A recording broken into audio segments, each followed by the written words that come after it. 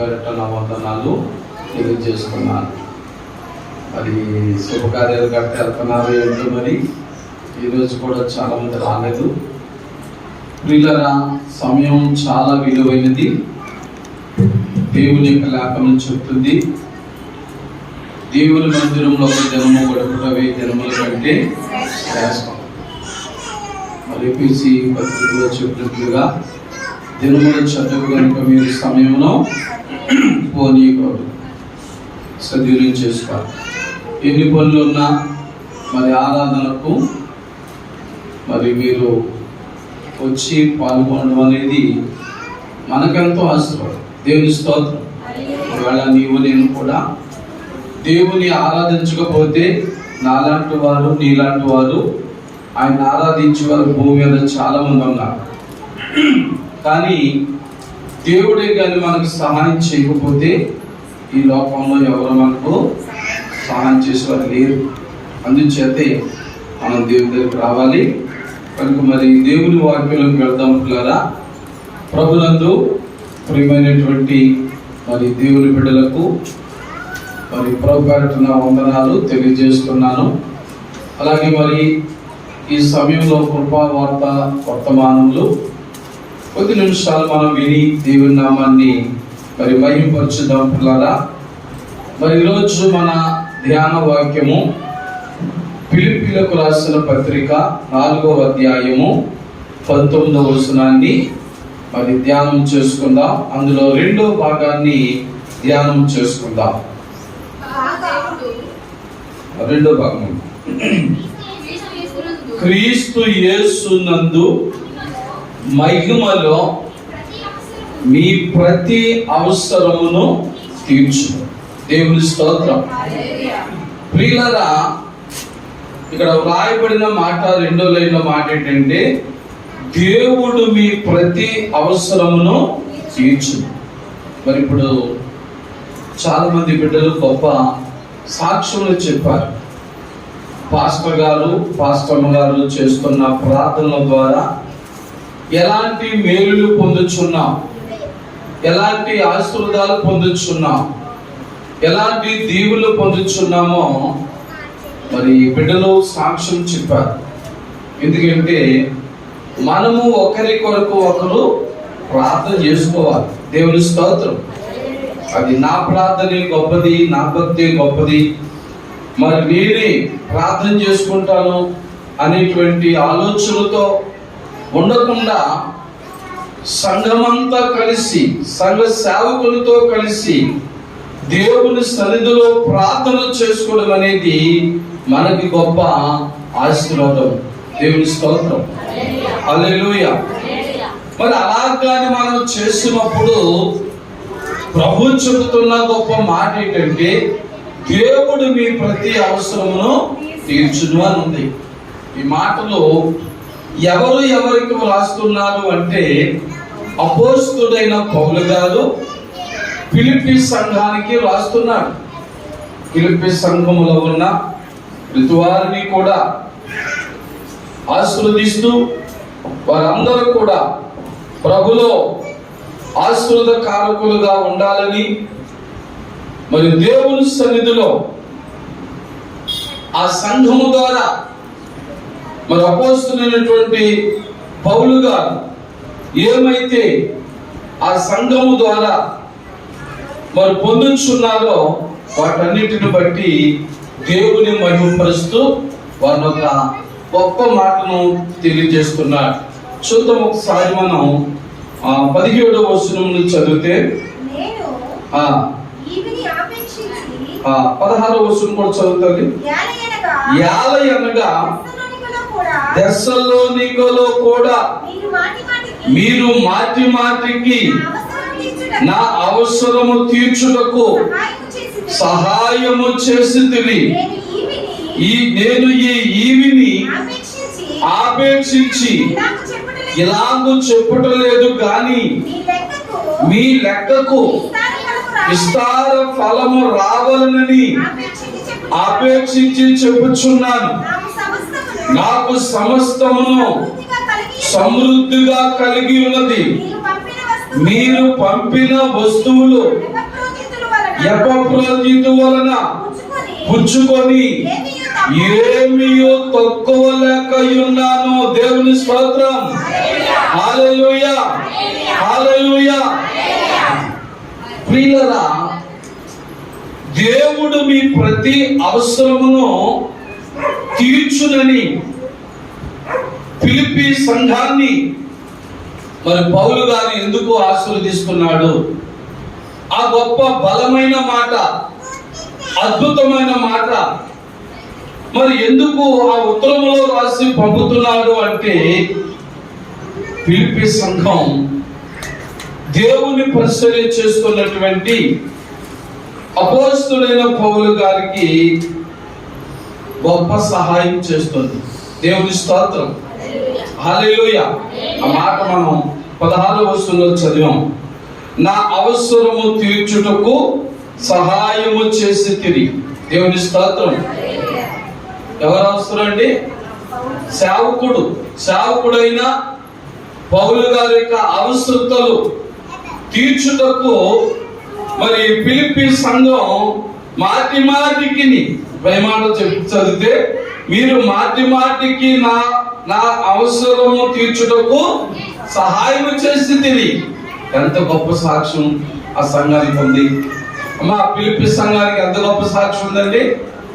దేవుని సేవ చేస్తున్న దైవజనుడైనటువంటి అపోస్తలుడైన పౌలు గారికి మరి సేవకుడైన తర్వాత సేవకునికి అవసరాలు ఉండవా? ఉంటాయి. మరి నీ కుటుంబ జీవితంలో నీకు ఎలాంటి అవసరతలు ఉంటాయో అలాగే దేవుని సేవ చేస్తున్న దైవజనుడికి కూడా అనేకమైన అవసరతలు ఉంటాయి. దేవుని స్తోత్రం. మరి అవసరతలు గమనించవలసింది ఎవరు చెప్పండి? సంఘం. దేవుని స్తోత్రం. మా సేవకుడు మా మధ్య దేవుని పరిచర్య చేస్తున్నాడు, దేవుని సేవ చేస్తున్నాడు. ఆయన ఒకప్పుడు ధనవంతుడు. ఎవరు? పౌలు గారు ఒకప్పుడు సౌలుగా ఉన్నప్పుడు ధనవంతుడు, బలవంతుడు, విద్యావంతుడు, అధికారం గలవాడు, అబో సకల ఐశ్వర్యములు గలవాడు. దేవుని స్తోత్రం. మరి ఇప్పుడు సౌలు ప్రభు చేత పట్టబడి పౌలుగా మారిపోయిన తర్వాత ఆయన ఒక మంచి మాట చెప్పాడు.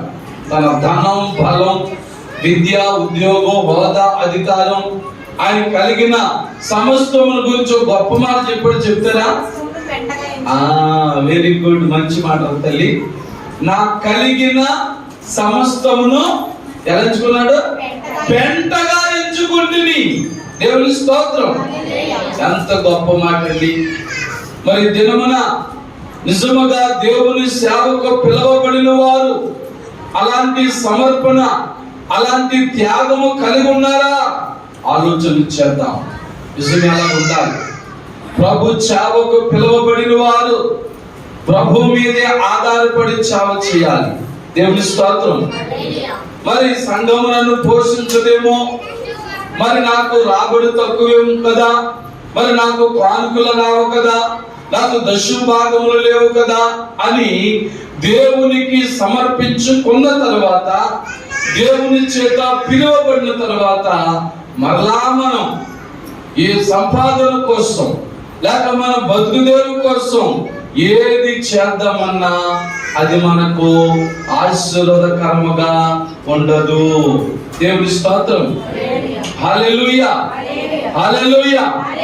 నిజమే, దేవుని సేవకులుగా, దేవుని విశ్వాసులుగా, క్రైస్తవ బిడ్డలుగా కొన్నిసార్లు మనము అధైర్యపడిపోతాం.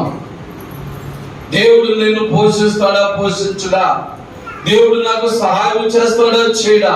కానీ పౌలు గారు దేవుని మీద ఆధారపడి ఇంతకాలం బ్రతుకును బ్రతుకు వేరు, ఇక మీదటి దినం నుండి బ్రతికే నా బ్రతుకంతా ఏమన్నాడండి?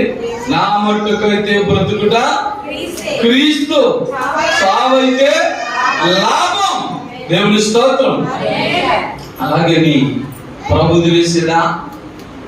పౌలు గారు తన కలిగిన సమస్త ధనమును కూడా పెట్టగా ఎంచుకుని దేవుడు ఏది ఇస్తే అది తింటూ, దేవుడు ఏది పెడితే త్రాగుతూ మరి ఆయన సేవను బలముగా భారముగా చేస్తూ ఉన్నప్పుడు దేవుడు అన్యాయస్తుడు కాదు. దేవుని స్తోత్రం. నీ ఎడల గాని నా ఎడల గాని ఆయన అన్యాయస్తుడు ఏమాత్రమున కూడా కాదు కనుక దేవుని పరిచర్య చేస్తున్న దైవ జనుడైనటువంటి దైవ సేవకుడైన మరి పౌలు గారి యొక్క అవసరతలు తీర్చడానికి దేవుడు ఏ సంఘమును వాడుకుంటున్నాడంటే ఫిలిప్పీ సంఘాన్ని వాడుకుంటున్నాడు. దేవుని స్తోత్రం. చూడండి, ఆయన ఎక్కడ ఉన్నాడట? తెస్సలోనికలో ఉన్నాడు.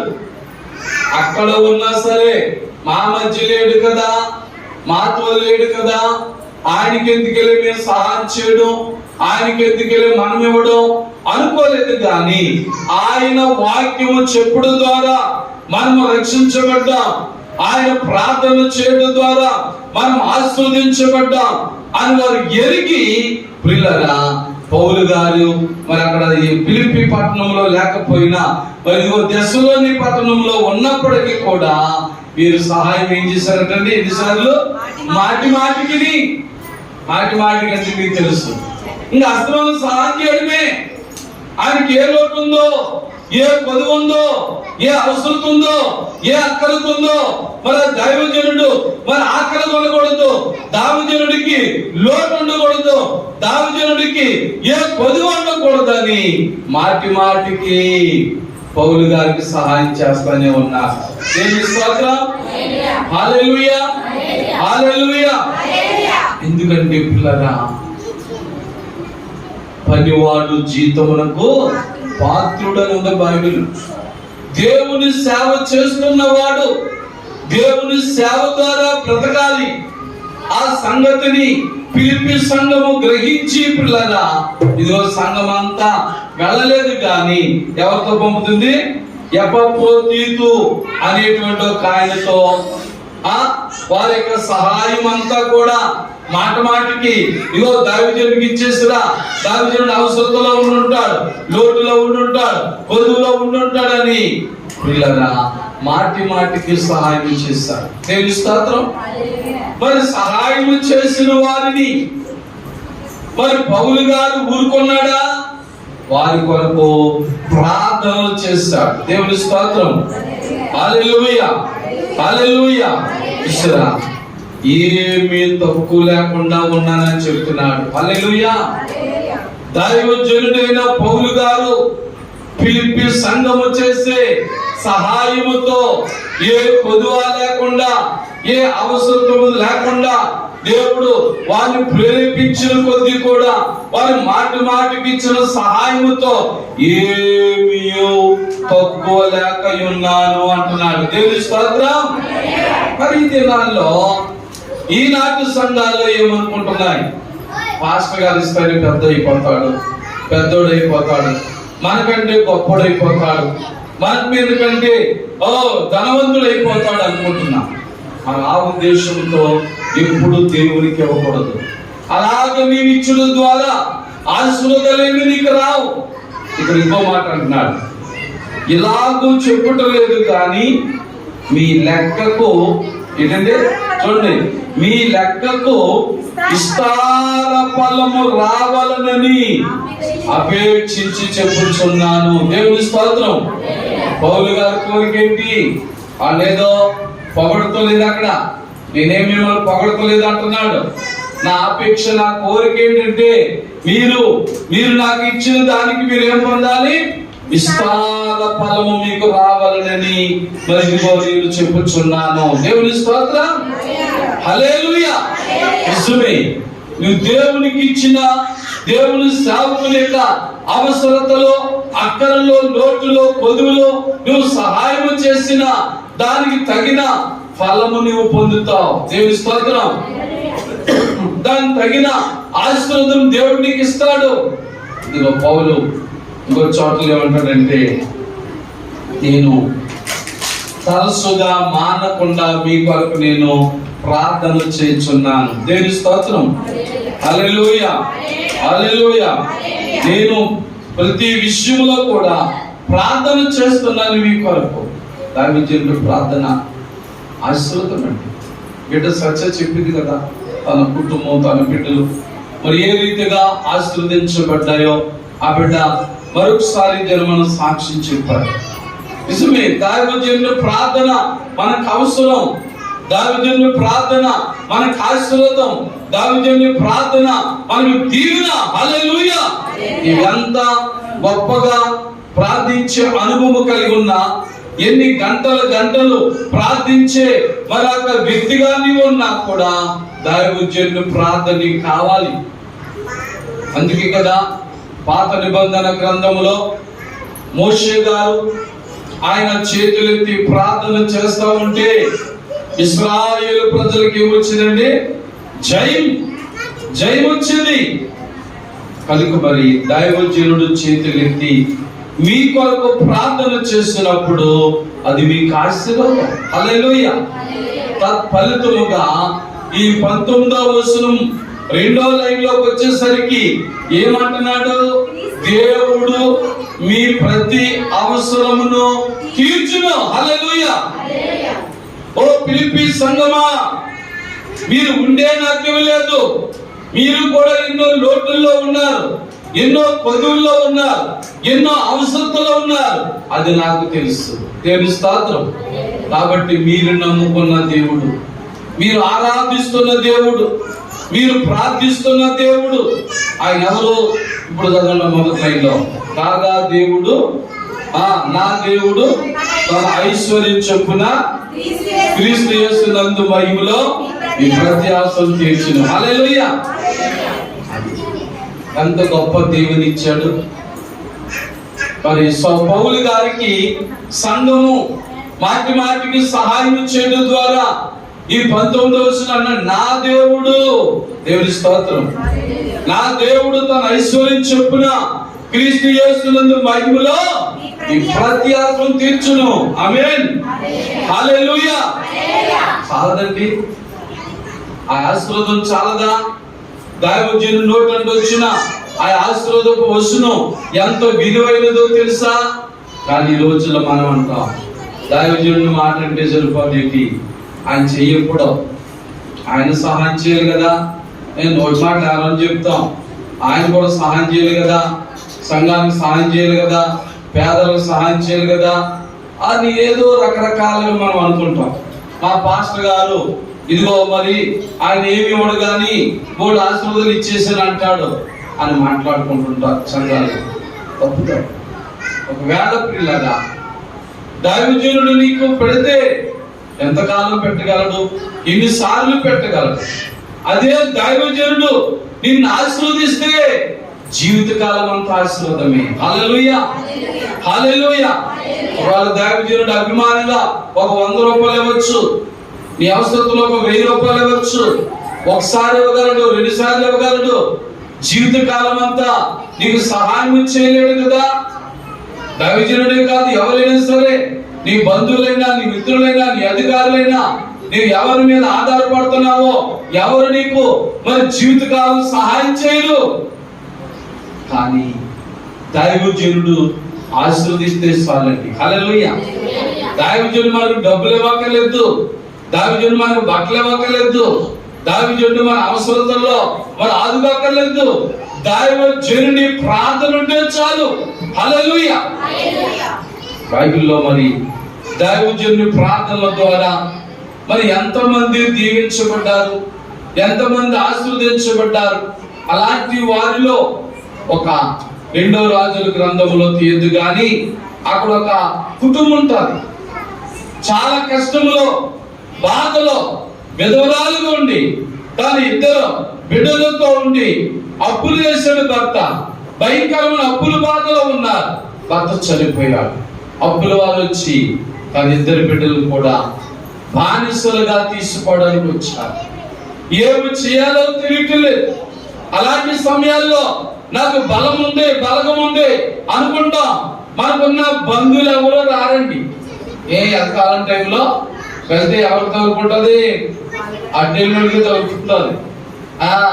అయ్యి బాబు ఎందుకు తీసుకెళ్తాం అలాగే ఇలా అడిగితే అయితే నువ్వు కట్టంతా అంచేత అందరూ గప్చిప్ అయిపోయారు.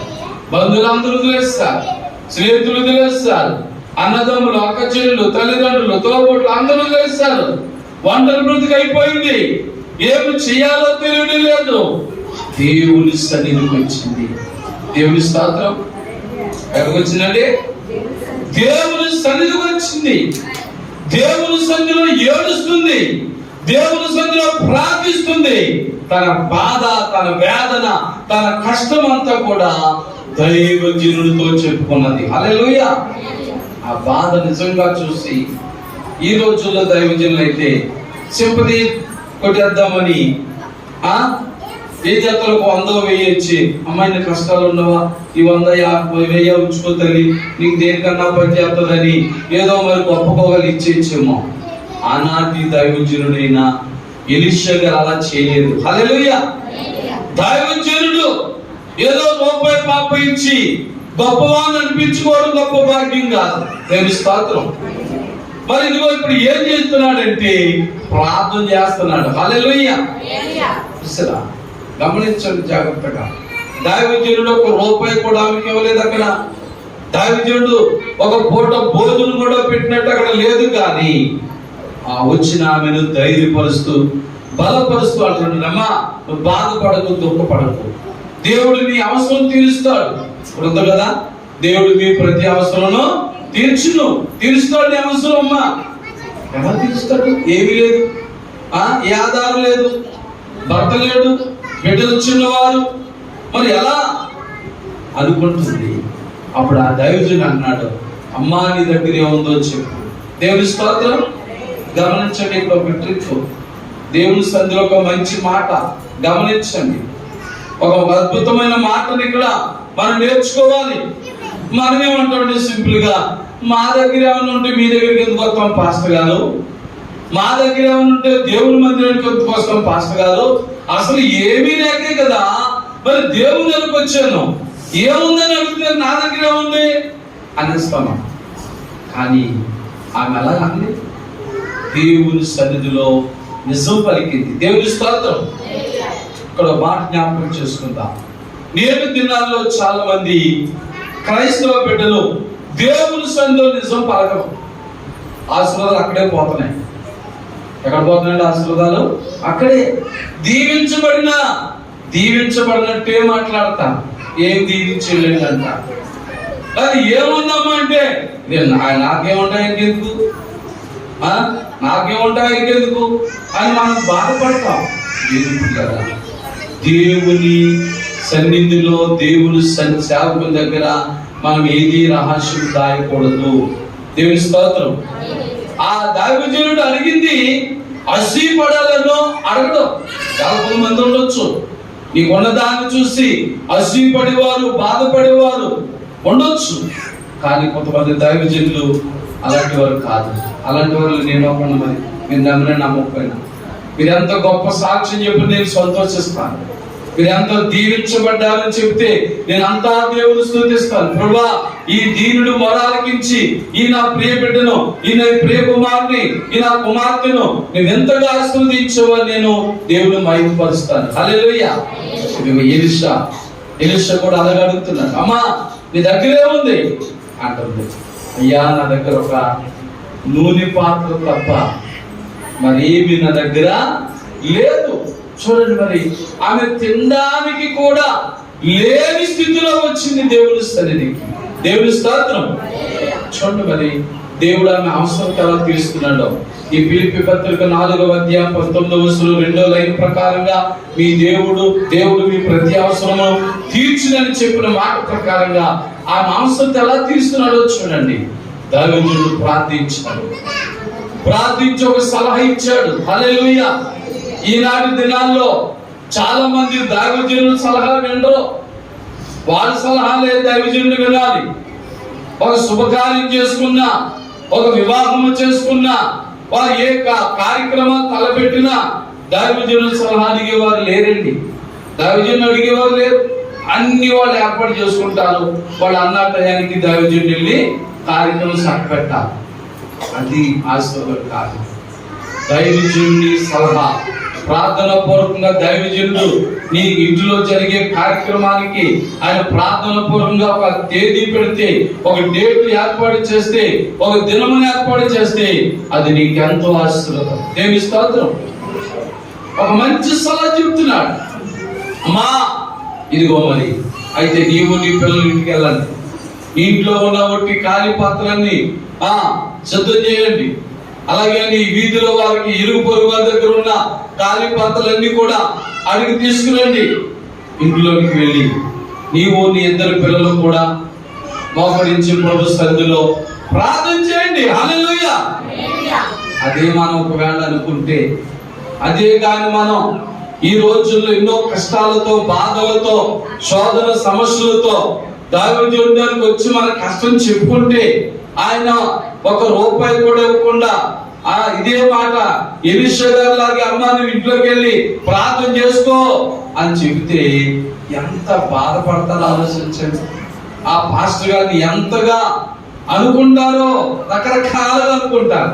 ఆయన ఒక 100 రూపాయలు ఇచ్చే స్థితిలో లేడా, ఒక 1000 రూపాయలు ఇచ్చే స్థితిలో లేడా, మళ్ళీ మాకు ఇంత దూరం వెళ్ళి ఇంత ప్రయాసం వెళ్తే ఇంటికి వెళ్ళి ప్రార్థన చేసుకోండి, తలుపేసి ప్రార్థన చేసుకోండి, అదే సలహా, అదే ఆ మొక్కనే, ఆ మొక్క కోసం మేము వెళ్తాం, మాకు తెల్దా ప్రార్థన చేసుకోవడం అని ఒకవేళ అపోహపడచ్చు. కానీ దైవజనుడు చెప్పిన మాట కామెంట్ అవదాలేదు. హల్లెలూయా. ఎందుకంటే ఇదిగో దేవుడు మీ ప్రతి అవసరమును తీర్చును. హల్లెలూయా. ఆ మాట నమ్మింది, దేవుని నమ్మింది, దేవుని సేవకుని మరి సలహా నమ్మింది. దేవుని స్తోత్రం. విశ్వాసంతో వెళ్ళింది, భక్తితో వెళ్ళింది. తాను తన ఇద్దరు బిడ్డలు కూడా దైవజనుడు చెప్పినట్లుగా ఖాళీ పాత్రలన్నీ కూడా సిద్ధం చేసింది. పిల్లరా దైవజనుడు అన్నాడు, ప్రార్థన చేసి ముగించుకున్న తర్వాత నీ దగ్గర ఉన్న కొంచెం నూనె పాత్రను కూడా ఒక్కొక్క ఖాళీ పాత్రలో ఉంచు. దేవుని స్తోత్రం. పోయి ఆ నూనెని పోయి, ఆ పాత్రలు ఏమీ లేదంటే ఏదో అడుగులు కాస్త నూనె చుక్కుందంతే. మరి మనమైతే ఏమనుకుంటాం, ఇదే గంగాళీలు ఉన్నాయి, ఇంత పెద్ద పెద్ద పాత్రలు ఉన్నాయి, మా దగ్గర ఉన్న చిన్న మరి నూనె బుడ్డిలో కొంచెం కూడా నూనె లేదు కదా, మరి ఎలాగా ఏంటి అనుకోవచ్చు. కానీ నమ్మింది. హల్లెలూయా. బైబిల్ ఏం చెప్తుంది, నమ్ముట నీ వలన అయితే నమ్మవానికి సమస్తము సాధ్యమే. దైవజనుడు చెప్పిన మాట నమ్మిందే. దేవుని స్తోత్రం. అలాగే నీవు కూడా నేటి దినాల్లో దైవజనుడు చెప్పిన మాట నమ్మితే నీకు ఆశీర్వాదమే. దేవుని స్తోత్రం. నీకు దీవెనే. ఆ దైవజనుడు మాట నమ్మి వెళ్ళింది, ప్రార్థన చేసింది. ఆ నూనె పాత్రను చేతిలో ఉన్న నూనె ఆ బుడ్డిను ఒక్కొక్క పాత్రలో పోస్తున్నప్పుడు పిల్లరా ఎంత పెద్ద పాత్రలైనా సరే నిండిపోతున్నాయి. దేవుని స్తోత్రం. దైవజనుడు చెప్పినట్లుగా నీటిలో ఉన్న పాత్రలు నిండిపోయిన తర్వాత నీ ఇరుగు పొరుగు వారి, నీ వీధిలో వారి అందరు తెచ్చేసింది, పిల్లలు పంపించింది, తెప్పించేసింది, నూనె పోస్తుంది. ఎన్ని పాత్రలు ఉన్నా నిండిపోయి ఇల్లంతా నూనె పాత్రలే. దేవుని స్తోత్రం. ఇంట్లో పాత్ర నూనె చుక్కుందో తప్ప మరి పాత్రలే నిండిపోయాయి. ఇప్పుడు అద్భుతం జరిగిపోయింది కదని దైవజనుడు మర్చిపోలేదు. హల్లెలూయా. మరి ఈ రోజుల్లో నీవు ఎలా ఉన్నావు? కష్టాల్లో పాస్టర్ గారు మాట వింటావు, బాధల్లో పాస్టర్ గారు మాట వింటావు, శోధనలో దైవజనుడు మాట వింటావు. దైవజనుడు ప్రార్థించినప్పుడు నువ్వు ఆశీర్వదించబడినప్పుడు, దైవజనుడు ప్రార్థించగా నువ్వు దీవించబడినప్పుడు మర్చిపోతావు. దేవుని స్తోత్రం. పాస్టర్ గారు అన్నట్టుగా నాకు ఆశీర్వాదాలు వచ్చేలే, ఇక నాకు పాస్టర్ గారితో పని లేదు, సంఘంతో పని లేదు, ఇక దేవునితో అసలే పని లేదు అనుకుంటాం. తప్పు, అది తప్పు. వెంటనే మేము చేసిన మంచి పని ఏంటంటే వెంటనే మరలా దైవజనుడు అడుగుతుంది, అయ్యా ఇప్పుడు నా ఇంటి నిండా నూనె పాత్రలు ఉన్నాయి, నేనేం చేయను అనుకోలేదు కదా. ఇక్కడికి దేవుని స్తోత్రం. అలా పాస్టర్ గారే చెప్పాలా? అలా దైవజనుడు సలహా అడుగుతుంది. చూడండి ఎంత గొప్ప విశ్వాసియో, ఎంత గొప్ప నమ్మకస్తురాలో, దేవునికి, సంఘానికి, సేవకులు కూడా ఎంత నమ్మకమైన బిడ్డగా ఉందో గమనించండి. దైవజనుడు అడుగుతున్నాయా ఇప్పుడు నేనేం చేయను? దైవజనుడు అన్నాడు, ఆ పాత్రలో ఉన్న నూనెంతటిని కూడా సావుకారులకు అమ్మేసి డబ్బు తీసుకోవాలి. ఆ డబ్బుతో నీకున్న అప్పులన్నీ తీర్చేసుకో. దేవుని స్తోత్రం. మిగిలిన దానితో నీవు నీ బిడ్డలు సుఖముగా ఉండాలి. హల్లెలూయా. అంతేగాని ఈనాటి కొంతమంది సేవకులకు అమ్మా దీవించబడ్డావా సగం నాకు ఇచ్చి అనలేదు అక్కడ. దేవుని స్తోత్రం. అలాంటి సేవకులు కూడా ఉన్నారు. జాగ్రత్త. అలాంటి సేవకుల దగ్గర జాగ్రత్త. నా ప్రార్థన వల్ల నీకేమో దీవెన వచ్చింది కాబట్టి నాకేమిస్తావనే సేవకులు లేరా? చెప్పండి అమ్మా, లేరా? ఉన్నారు. మీరు మాట్లాడతలేదు, మీకు తెలుసు. ఉన్నారు. నా ద్వారా నీకు ఎంతగా దీవించబడ్డావు, నాకేమిస్తావు, నాకు ఎంత ఇస్తావు, లేకపోతే ప్రార్థన చేయమని అడిగితే ఇదిగో నీ దీవెన కొరకు నేను ప్రార్థన చేస్తాను, నువ్వు దీవించబడ్డాక నాకు ఎంత ఇస్తావు, ఏమిస్తావు అడిగే సేవకులు కూడా ఉన్నారు. చాలా తప్పది. దైవజనుడు ఆశించి దేని కొరకు ప్రార్థన చేయకూడదు, ఎవరి కొరకు ప్రార్థించకూడదు. దేవుడు సేవకుల పని ఏమిటంటే కష్టములలో, బాధల్లో, వ్యాధుల్లో, శోధనలో, సమస్యల్లో ఉన్న వారి కొరకు ప్రార్థన చేయడమే దైవజనుడి బాధ్యత. దేవుని స్తోత్రం. విశ్వాస బాధ్యత. నువ్వు దీవించబడిన తర్వాత, నీవు ఆస్వాదించబడిన తర్వాత, నువ్వు ఇంకా ధారాళముగా దీవించబడినట్లుగా నీ బాధ్యత ఏంటంటే నీ రాబడిలో దశమభాగం తీయాలి, ప్రథమ ఫలం తీయాలి, కృతజ్ఞత కానుకలు తీయాలి, మురుగుబడి కానుకలు తీయాలి. దేవుని స్తోత్రం. అది నీ బాధ్యత. పాస్టర్ అడిగితే ఇద్దును, ఆయన అడగలేదు, అందుకే నేను దశమభాగం ఇస్తలేదు, అందుకే నేను ప్రథమ ఫలాలు ఇస్తలేదు, అందుకే నేను అవి ఇస్తలేదు, ఇవి ఇస్తలేదు అనుకోవచ్చు. నిజమైన దైవజనుడు ఎప్పుడు కూడా సంఘాన్ని ఇది అడగడు. గమనించండి, ఇక్కడ ఫిలిప్పీ సంఘాన్ని అపోస్తలుడు పౌలు గారు ఎప్పుడు ఏం అడగలేదు. దేవుని స్తోత్రం. మరి మీరు చదవండి, ఇంకా ఎంత చదవండి. ఎప్పుడు అడగలేదు.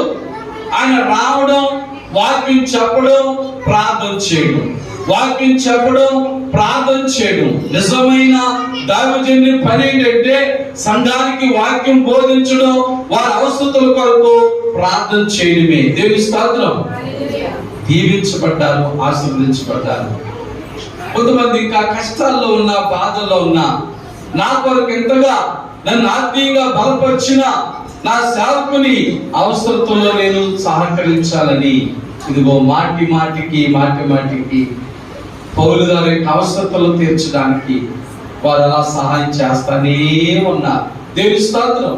ఇప్పుడు సంఘాన్ని బట్టి దైవజనుడికి ఎంత ఆనందంగా ఉందో చూడండి, ఎంత సంతోషంగా ఉందో చూడండి, ఎంత నమ్మకమైన సంఘంగా ఫిలిప్పీ సంఘం ఉందో. ఇదిగో మరి మంచి మాట చెప్పాడు కదా, మీరు పంపిన వస్తువులు నేను ఎప్పటి వల్ల పుచ్చుకొని ఏమీ తక్కువ లేక ఉన్నాను. హల్లెలూయా. అవి మనోహరమైన సువాసనయు దేవునికి ప్రీతికరమును ఇష్టమునైన యాగమునై ఉన్నవి. దేవుని స్తోత్రం. మీరు ఇచ్చినది దేవునికి ఎంతో ఇష్టమైనది. యాగం అంటున్నాడు. యాగం అంటే మరి సమర్పణ చేసుకోవాలా. మరి మనం దేవుని సేవకుని సార్లు ఇచ్చేటప్పుడు, కొన్నిసార్లు మనం దశభాగం ఇచ్చేటప్పుడు, కొన్నిసార్లు కానుకలు ఇచ్చేటప్పుడు, కొన్నిసార్లు కృతజ్ఞత కానుకలు ఇచ్చేటప్పుడు కొన్ని త్యాగాలు చేయాలి. మన రాబడి తక్కువ. మరి నీకు 1000 రూపాయల జీతం అనుకుందాం. 1000 రూపాయల్లో మరి నీకు 2000 రూపాయల మరి నెల ఖర్చులు ఉన్నాయి అనుకుందాం.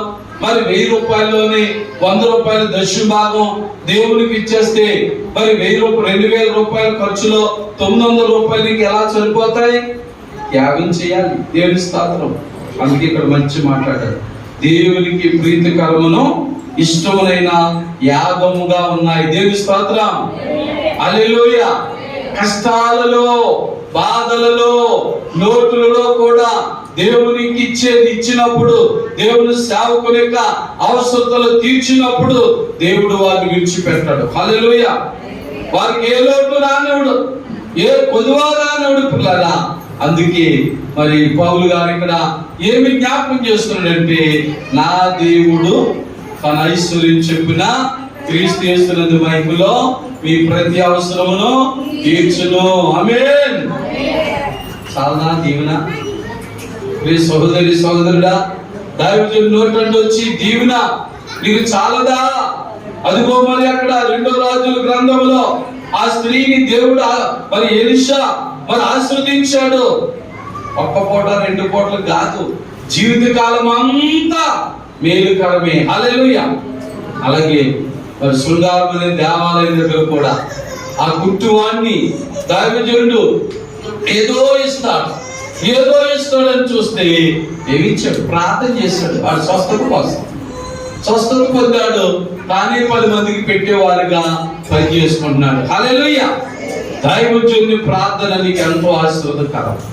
అందుచేతే దైవజనుడు ప్రార్థన ద్వారా ఆశీర్వదించబడి దీవించబడి మరి దైవజనుని యొక్క అవసరతలు తీర్చుచున్న ఆ ఫిలిప్పీ సంఘాన్ని మరి 19వ వచనంలో అంటాడు, మరి నా దేవుడు ఐశ్వర్యవంతుడు. హల్లెలూయా. చెప్పండి, మన దేవుడు ఎవరండి? ఐశ్వర్యవంతుడు. నీవు నేను పేదవారం అవ్వచ్చు, నీవు నేను లేమిలో ఉన్నవారు అవ్వచ్చు, నీవు నేను కొదువులో ఉన్నవారు అవ్వచ్చు, కానీ నీలో నాలో విశ్వాసం ఉంటే, నీలో నాలో భక్తి జీవితం ప్రార్థన జీవితం ఉంటే దేవుని సన్నిధికి వచ్చి మన ప్రార్థన చేయడం ద్వారా ఉపవాసములు చేయడం ద్వారా దేవుని నమ్మికుంచడం ద్వారా ప్రియులారా మన ప్రతి అవసరము కూడా ప్రభు ద్వారా తీర్చుకోగలం. దేవుని స్తోత్రం. కనుక మరి తిరుమల మే నెల 2వ ఆదివారంలో అడుగు పెట్టిన నీ జీవితంలో ఇంకా అనేకమైన అవసరతలతో ఉండి బాధపడుతున్నావేమో, అనేక లోటుల చేత ఉండి దిగులు పడుతున్నావేమో, అనేక శోధన సమస్యలతో ఉండి మరి బాధ వేదన చీకు చింతలతో ఉన్నావేమో. పిల్లరా, ఇప్పుడే దేవుని యందు నమ్మికుంచుదాం, దేవుని యందు విశ్వాసం ఉంచుదాం. దేవుడు నీ ప్రతి అవసరం తీర్చగలడని నమ్ముదాం. దేవుని స్తోత్రం. బైబిల్ చెప్తా ఉంది, నమ్మి ప్రార్థించిన ప్రతివాడు కూడా పొందును.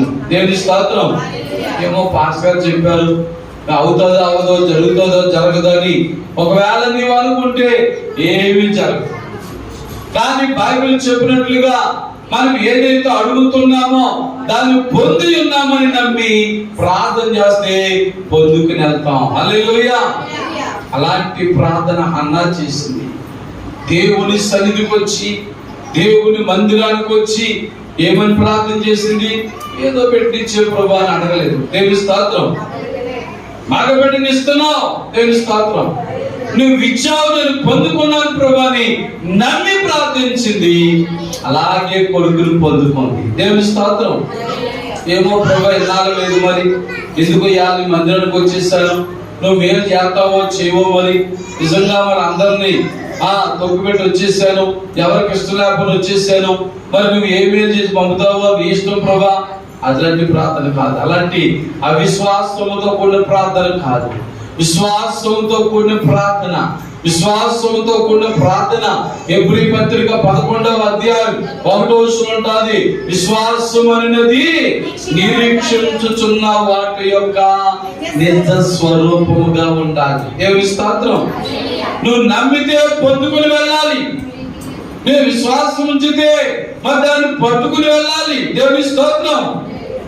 అలాంటి విశ్వాసములో, అలాంటి భక్తిలో నీవు నేను కూడా ఉంటే పిల్లరా, ఈ 2022వ సంవత్సరంలో ఈ మే నెలలో నీకు నాకు కావలసిన ప్రతి అవసరత తీర్చువాడు మన ప్రభువు అయిన యేసుక్రీస్తు ఒక్కడే. ఇక ధనం ఉండొచ్చు, బలం ఉండొచ్చు, బలం ఉండొచ్చు, వాటికంటే నువ్వు దేవుని నమ్ము. దేవుని స్తోత్రం. ఒకవేళ ఉంటే ఉండుగాక, ధనాన్ని పక్కన పెట్టు, బలాన్ని పక్కన పెట్టు, బలగాన్ని పక్కన పెట్టు. నా ప్రభు నాకు సహాయం చేస్తాడు.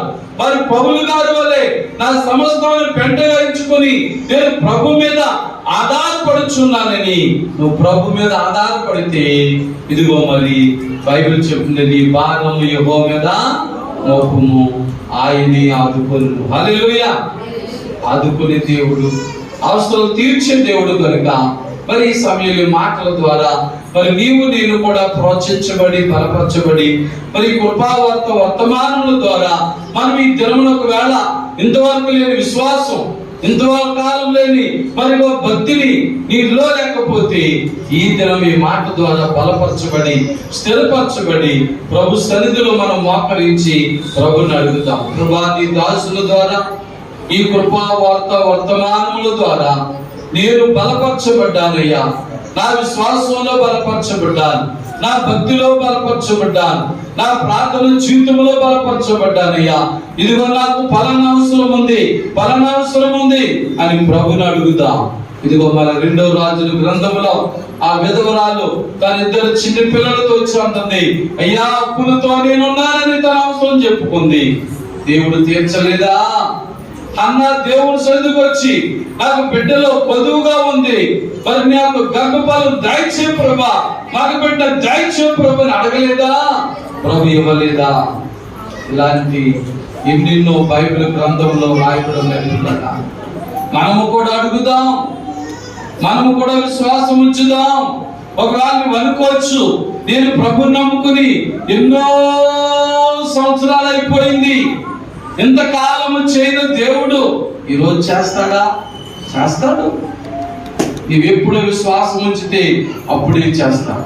ఒకవేళ ఇన్ని సంవత్సరాలైనా, ఇన్ని నెలలైనా, ఇన్ని వారాలైనా, ఎన్ని రోజులైనా నీలో స్థిరమైన బలమైన విశ్వాసం లేదేమో, ఈ దినమున విన్న ఈ కృపా వార్త వర్తమానముల ద్వారా నువ్వు బలపరచబడి నీలో అవిశ్వాసం పోయి విశ్వాసం ఉంచితే ఇప్పుడే నువ్వు మేలు పొందేళ్తావు, ఇప్పుడే నువ్వు ఆశీర్వదించబడతావు. ప్రియ సహోదరి సహోదరుడా, ప్రార్థన చేసుకుందాం. ప్రేమ గల మా తండ్రి, దయగల మా యేసయ్య, ఆశ్చర్యకరుడు, ఆలోచనకర్త, బలవంతుడకు మా తండ్రి, నిత్యుడకు మా యేసయ్య, ఈ కృపా వార్తా వర్తమానములు విని ఉన్న మా ప్రియ సహోదరి సహోదరులందరి కొరకు ప్రార్థన చేస్తున్నాం. ఈ దినం తండ్రి ఫిలిప్పీయులకు రాసిన పత్రిక 4వ అధ్యాయం 19వ వచనం 2వ లైన్లో దేవుడు మీ ప్రతి అవసరము తీర్చుననే మాటలు మేము ధ్యానం చేసినైనా కొంతమంది వ్యక్తులను కూడా మేము జ్ఞాపకం చేసుకున్నాం. వారిని బట్టి మేము బలపరచబడి స్థిరపరచబడి నా అవసరత, మా అందరి అవసరత తీర్చబడి ఇక్కడి నుంచి వెళ్ళినట్లుగా నన్ను మమ్మల్ని బలపరచమని మా ప్రభును రక్షకుడైన యేసుక్రీస్తు పరిశుద్ధ నామములో ప్రార్థించి వేడుకొనుచున్నాము తండ్రి, ఆమేన్. దేవుని స్తోత్రం, హల్లెలూయా. ఇంతవరకు చక్కగా ఈ కృపా వర్తమానం విన్న మీ అందరికీ ప్రభువున వందనాలండి. God bless you all.